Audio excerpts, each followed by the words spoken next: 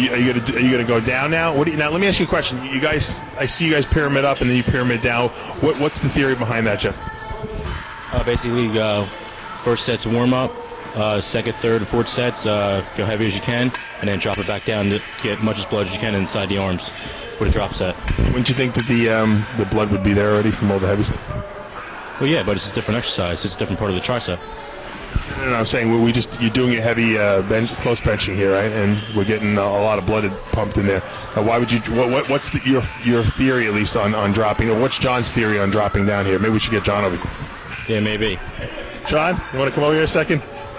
These guys I'm stumping these guys. They're starting to get nervous. What's the theory on dropping down the last set? You've got a loss of power. You have a loss of power. You're trying to control the weight now. So you're dropping it down so you continue to control the weight, keep the strict form going. So you're just trying to have them just really concentrate on the muscle now without the cheating. Is that correct? Okay, John's waving yes. Okay. That's what we want to hear. This is a training technique video, so we gotta bring these points out because a lot of people watching don't understand. And there's another school of thought, which is like the high intensity training school of thought, where once you stimulate the body, the muscle maximally with the maximum weights, you move on to the next exercise. So there's different philosophies, and just like I always say with diet, there's different ways to skin a cat. Every way works if you apply it properly with logic and science. All right, so now we're dropping down here. We're going to go a little lighter. Are you focusing on anything different here, Kris, at this time, or are you just trying to push out these last few reps? This is just concentrating on form. It's just pumping the last little bit of blood I can into the muscle. Just going with 225, nothing much, taking a nice, slow, steady pace. I think I finished this one for about 10 or 12 reps. Just, not training until failure, but just enough till I felt comfortable that I, fully pump my tris doing those. Now, it's important to remember, this is a great exercise for triceps, but it actually also works the inner upper pecs really well too.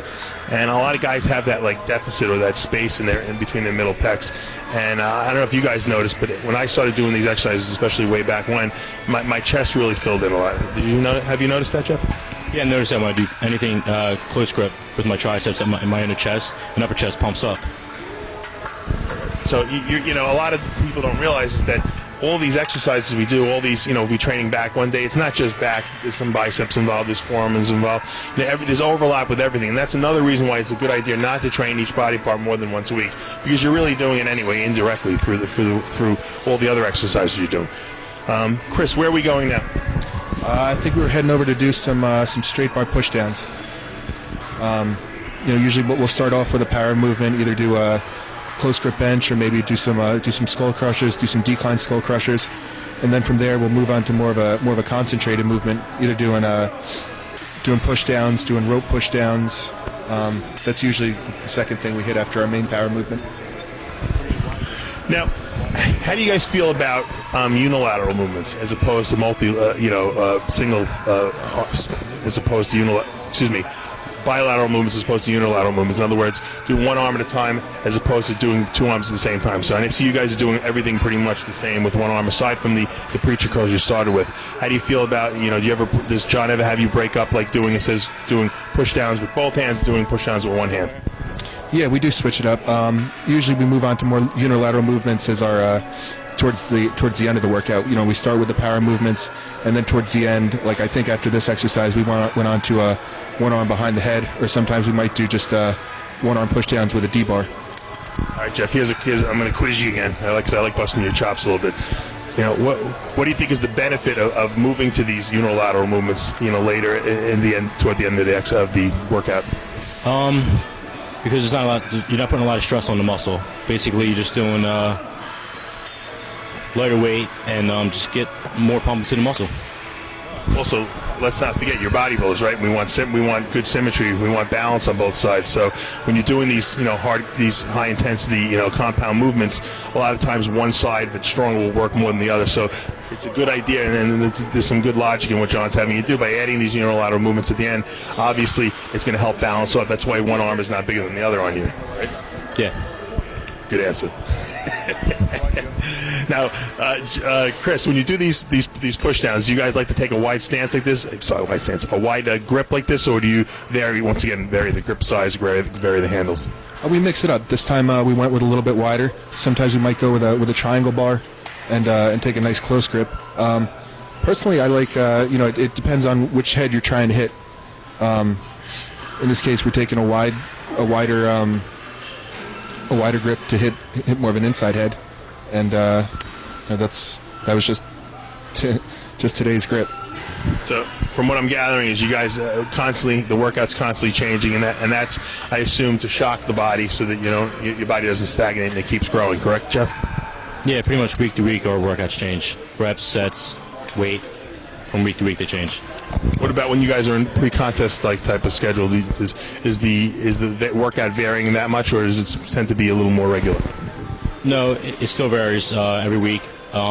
Less time between sets, more reps during sets, and less weight. You guys still continue to do the heavy compound movements when you're in diet phase? Yeah, all the way up to the last, I would say, 4 to 6 weeks out. And then what happens? And then we drop the weight and just do a lot of drop sets, a lot of burnout sets, and basically get the muscle hard as we can. Here's a question, Kris. What do you like better, off-season training or pre-contest? To be honest, I'm usually good for about the first weeks of dieting, and then I tend to get a little miserable. I practiced cutting weight. I wrestled for 12 years, so I'm used to depriving yourself of food, and our off-season diet isn't a whole lot different than our pre-contest diet, with the exceptions of a couple foods and obviously the quantities. But I do like being able to go out to dinner after a workout rather than having to heat up some cod in a Tupperware dish. I could definitely empathize with you there. But there is definitely a trend, I think, in bodybuilders today, as opposed to maybe back in the late 90s or late 80s, early 90s, where bodybuilders bulked up and they got real fat in the off season. Now, guys are staying much leaner, closer to contest shape. Jeff, do you think that's making it easier to get in shape for the shows? I mean, what's your thinking on that? Yeah, I think staying leaner in the off season is better when you get ready for the show because you don't have to diet as hard. What do you think as far as putting size? Do you think it's limiting your size by not eating as much food or as many calories as they did in the past? Well, no, we're still eating, a lot of calories, a lot of carbohydrates, proteins, or whatever, and just cleaner. A lot of guys, the old timers would say, well, if you don't eat, junky food and you don't put on a lot of weight, your body's going to get stagnant because you're eating the same foods that you're dieting with. What do you think about that, Kris? No, I don't think so. I think if you're getting the same basic nutrients, your basic proteins, your basic carbs. Pretty much whenever you're on stage, everything that's not muscle's got to come off anyway. So if you're just putting on fat, it's just a little something extra that you got to lose, and a little extra dieting you got to do, and a little more cardio once you start dieting.